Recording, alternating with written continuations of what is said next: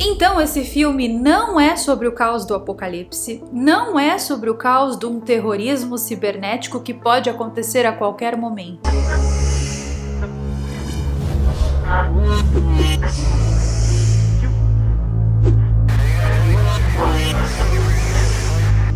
Esse filme novo da Netflix tá dando o que falar. Teve muita gente que não entendeu ele. Teve muita gente que achou esse filme ruim. E teve muita gente fazendo drama por causa desse filme na internet. Teve cachorro chorando, criança latindo, enfim, teve de tudo. Mas nada, absolutamente nada do que esse filme quis mostrar se compara ao significado oculto que esse filme tem. Nesse vídeo aqui eu vou te contar todos os significados ocultos do novo filme da Netflix, O Mundo Depois de Nós. Coisas que você, com os seus olhinhos desatentos, não percebeu. Você sabe que eu tenho um quadro aqui no canal onde eu analiso e apresento as simbologias ocultas dos filmes. Teve da Barbie, teve de Matrix, teve de Oppenheimer, tá tendo esse aqui e já tem um pronto lá para janeiro que eu desejo que vocês tenham muita sorte ao assistir, porque os cuses de vocês vão cair de vossas bundas. Olha, a menina tá falando palavrão, não pode, Deus não gosta. Tem um monte de gente me perguntando o que aconteceu com o vídeo de segunda-feira.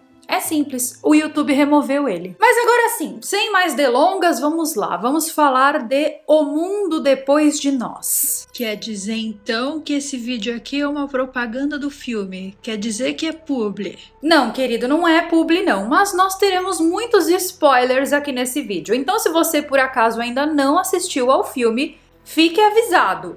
Tia Carol avisou. Ontem eu fiz um vídeo bem superficialzinho falando sobre esse assunto do filme lá para as minhas redes sociais. E quem assistiu sabe do que eu tô falando. Mas se você não gosta de conteúdo superficialzinho, se você gosta de conteúdos profundos, fica nesse vídeo aqui porque nesse vídeo nós vamos muito a fundo dentro desse filme. De uma maneira que eu tenho certeza que você que tá aí me assistindo não reparou que o filme tem essa mensagem. Esse filme tem o nome em inglês Leave the World Behind, que é o exato mesmo nome do livro que inspirou a criação desse filme. O livro é de Rumaan Alam e foi publicado em 2020, ou seja, não é um livro muito antigo não. Muita gente não entendeu esse filme, tipo, muita gente mesmo. O filme, ele é o que é mesmo. Não tem muito o que falar. Os Estados Unidos sofrem um ataque cibernético e depois desse ataque, o mundo começa a ruir. Mas a atmosfera do filme, que é uma atmosfera de incertezas, fez com que muita gente ficasse desconfortável. A ideia do filme era trazer essa atmosfera de suspense, sem ser suspense. Tipo, ninguém realmente sabe o que está acontecendo, mas ao mesmo tempo, todo mundo ali sabe o que está acontecendo. Cara, na boa, hoje em dia, se a tua internet cair, a internet de casa mesmo que você tem, seja de fibra, seja a cabo, e ao mesmo tempo a tua internet do celular cair e todas as pessoas que você conhece estão sem internet, isso já tem que significar alguma coisa muito importante. Quase que 100% do planeta Terra tem cobertura de internet. Então se acontecer isso, já comece a desconfiar que tem alguma coisa errada acontecendo. Principalmente se essa queda de internet durar muito tempo. Logo nos primeiros segundos do filme, eu me indaguei se a internet estava fora do ar por causa daquela questão das tempestades solares, que a gente costuma ver aqui bastante no canal. Mas não era não. E a história em si do filme, toda essa história que você assistiu na sua televisão, ela não é nem assim 1% relevante comparada com a mensagem subliminar que existe nesse filme. Primeiro, você sabia que dentre a lista de produtores do filme estão ninguém mais, ninguém menos que Michelle Obama e Barack Obama? Sim, exatamente. O ex-presidente dos Estados Unidos. Eles dois ajudaram na produção do filme, ajudaram no realismo do filme.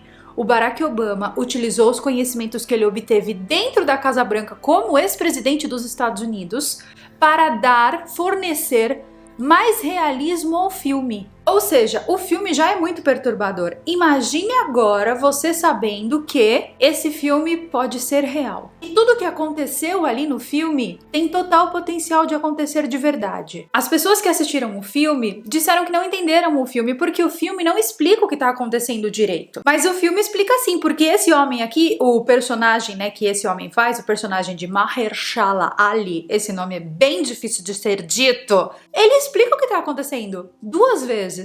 Mas ele explica assim, olha. Uma simples manobra de 3 fases que poderia derrubar o governo de um país por dentro. Ele fala que existe um plano que derrubaria um governo e, por consequência, um país inteiro. Um plano que começaria de dentro para fora, ou seja, de dentro do governo para fora, se expandiria para a população. E que depois que as 2 primeiras fases desse plano tivessem em ação, as pessoas ajudariam esse plano a se concretizar. Como? Voltando umas contra as outras. Ele falou o que aconteceu, ele explicou, ele era um cara de muito dinheiro, ele estava envolvido ali com pessoas muito importantes. Você estava fazendo o que enquanto estava assistindo esse vídeo? Mexendo no celular? Porque se você não entendeu, é porque você não estava assistindo. Teve muita gente também que falou que não entendeu o final do filme. Gente, o final do filme é aquilo lá mesmo, eles encontram um bunker e resolvem ficar nesse bunker já que o mundo tá acabando. E tem uma mensagem muito forte nesse final que talvez vocês não tenham percebido. Vocês se lembram que a menininha do filme estava doida para assistir o final da série Friends? Que ela passava o tempo todo perturbando a mãe dela, perguntando quanto que a internet iria voltar, porque ela precisava assistir ao último capítulo de Friends. Quando ela chega no bunker, ela vê ali que tem o pack de DVDs de Friends, ela põe o DVD no aparelho de DVD e se senta para assistir ao último episódio como se não tivesse acontecendo absolutamente nada no mundo e dane-se a família dela.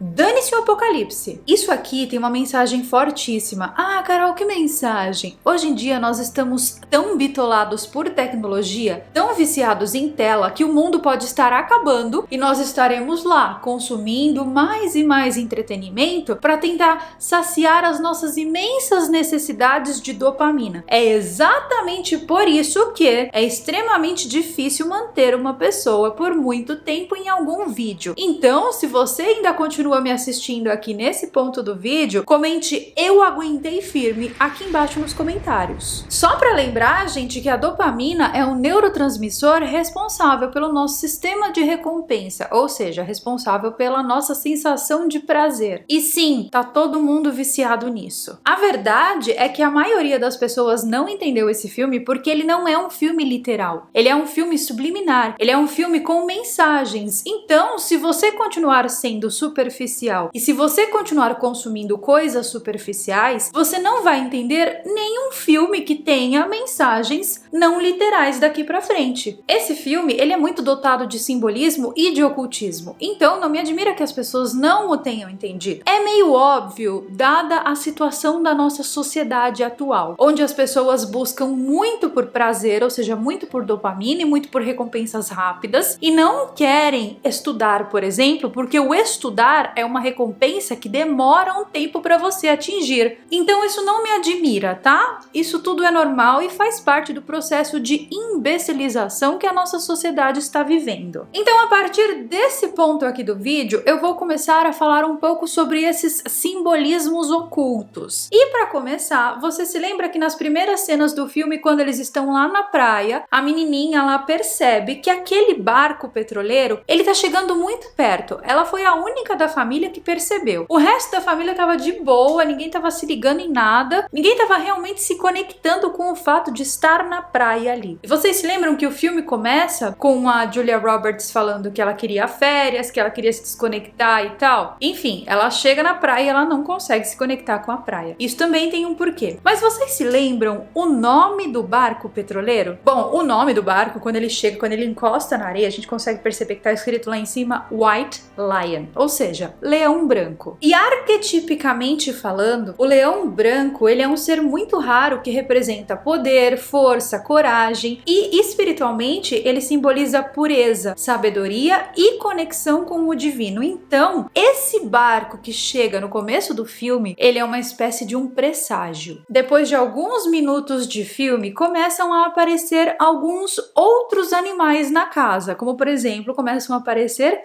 cervos. E esses cervos também só são percebidos por quem? Pela personagem da menininha. Arquetipicamente falando, os cervos, eles são símbolos de purificação, de amor incondicional, de gentileza e de compaixão. Então percebam, gente, que esse filme faz o uso de arquétipos animais como simbologia oculta. Isso aqui é total misticismo, total ocultismo, total bruxaria. E no filme nós vemos o tempo todo a sociedade ruindo, o mundo acabando, nós vemos um apocalipse e ao mesmo tempo nós vemos todos aqueles personagens passarem por um processo de purificação. Nossa, Carol, mas purificação de quê? Uma purificação que faz com que eles se reconectem uns aos outros. Percebam que as pessoas ali, elas se odeiam. E à medida que o filme vai passando, elas vão aprendendo a conviver umas com as outras, aceitando as diferenças umas das outras, se unindo em compaixão a tudo que está acontecendo. Cada um dos personagens desse filme representa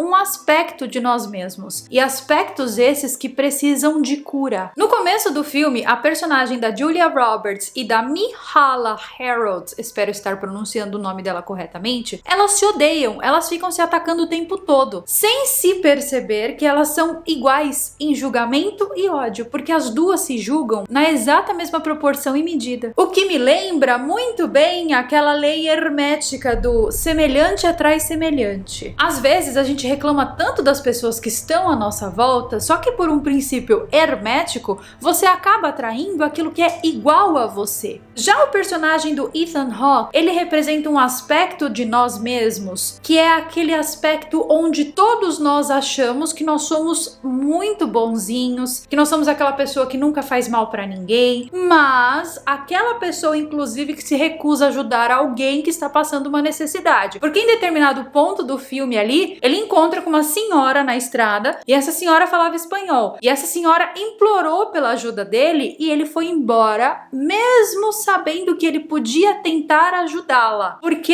ele não falava a língua dela. Então ele é uma pessoa boa, mas até quando? Até que ponto ele é bom? Ele é bom porque ele diz que é bom, porque ele aparenta ser bom, ou ele é bom de verdade? Além disso, ele pega um flyer que cai do céu, esse flyer tá escrito em árabe e ele não consegue entender o que está escrito ali. Então, ele também representa essa nossa ignorância cultural, essa nossa inocência, né, que nós temos, que impede que a gente progrida. Já o personagem dos dois irmãos, né, tem a personagem da Farrah Mackenzie, que é uma criança frágil e incompreendida, que tem todos os sentimentos e medos invalidados pelos pais e pelo irmão. Ao mesmo tempo, ela representa essa pureza que existe em nós, essa criança ferida que lá no passado teve todos os seus sentimentos e medos invalidados por seus pais e que cresceu e que hoje em dia continua tendo medo, mas é adulto e tem que fingir que não tem mais medo. Aquela pureza que é afogada todos os dias pelos nossos traumas. E o menino Archie, que é representado pelo ator Charlie Evans, ele é a frieza, a falta de empatia que todos nós temos naturalmente quando queremos nos afastar de determinadas coisas que nós não concordamos. E nós ainda temos dentro do filme essa menção da série Friends. Logo no comecinho do filme, a Rosie fala pro pai dela que ela queria visitar o café de Friends, o famoso Central Perks. E daí o pai dela fala pra ela que esse café não existe de verdade, que era só um set de filmagens, reforçando aquilo que eu falei pra vocês da pureza e da inocência. Além disso, essa fala do pai dele, ela dá a entender que não há retorno, ou seja, que eles não vão retornar pra Nova York. A Ruth fala a exata mesma coisa pra Amanda na piscina. Ela fala, assistir Friends é como voltar para um tempo que nunca existiu. E lembrem-se, a menininha lá, a única coisa que essa criança quer no filme inteiro é assistir ao último episódio de Friends. E por quê? Por que ela quer isso com tanta vontade? O que acontece nesse último episódio de Friends? Bom, quem assistiu sabe, né? Nesse último episódio de Friends, a Rachel abandona o seu trabalho dos sonhos para ficar em Nova York com o Ross. É um episódio de uma pessoa fazendo uma escolha que não é lógica, mas que a leva a seguir o seu próprio coração. Então, nesse filme, você percebe o George e a Ruth fazendo essa escolha que não é lógica. Eles estão apenas seguindo os corações deles. Porque eles poderiam ter ficado sozinhos ali naquela casa e expulsado a família de lá. Eles poderiam ter ido pro bunker sozinhos, porque, afinal de contas, o George sempre soube da existência desse bunker. Mas eles preferiram levar a família junto. Aquela família lá da Amanda, eles preferiram levar ela junto. Então, eles estão a todo momento passando por um momento de perdão e de purificação, onde eles são obrigados a deixar os egos deles para trás. Eles passam então agora a aceitar as pessoas como elas realmente são, que é uma analogia à história do Mágico de Oz, onde eles descobrem coisas dentro de si que eles não sabiam que tinham. E a função do Apocalipse aqui, ela é extremamente importante. Porque será que se o mundo não estivesse acabando, as pessoas agiriam assim? Bom,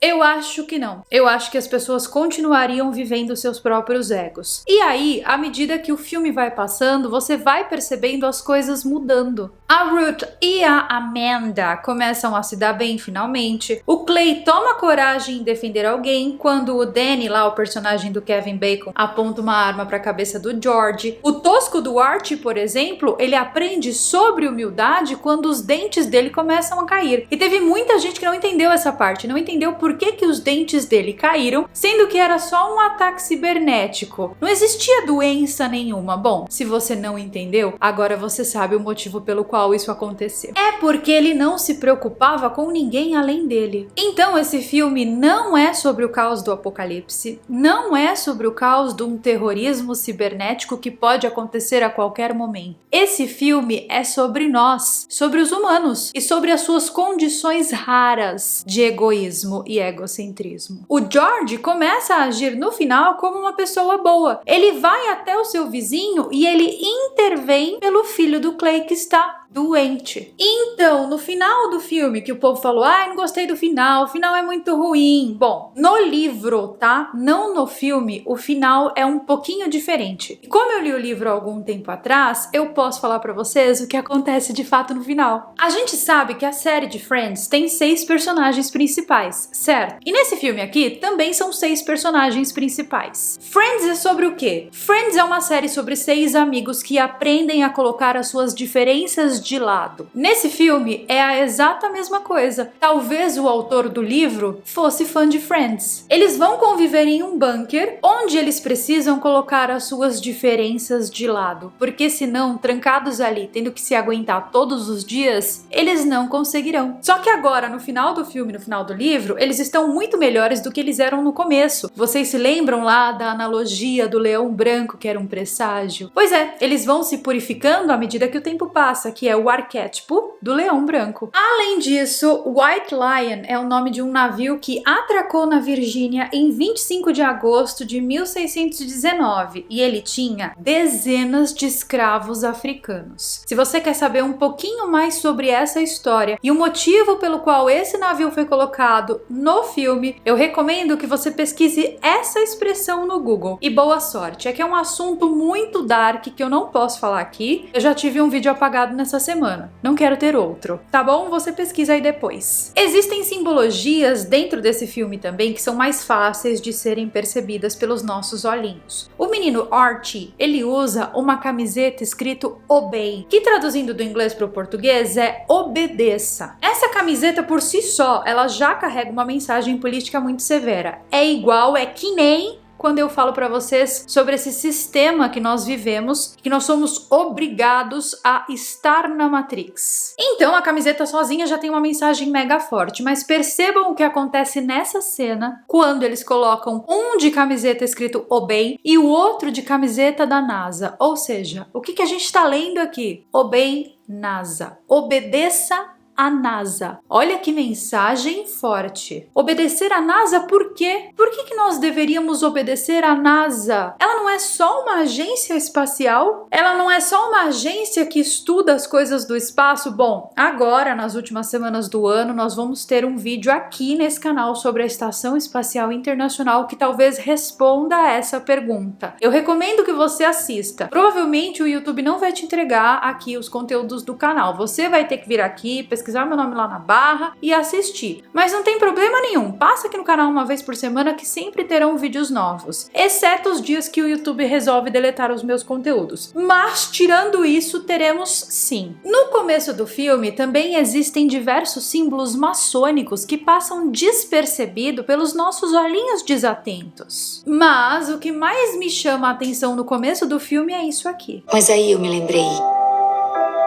de como o mundo realmente é. E cheguei a uma conclusão mais precisa.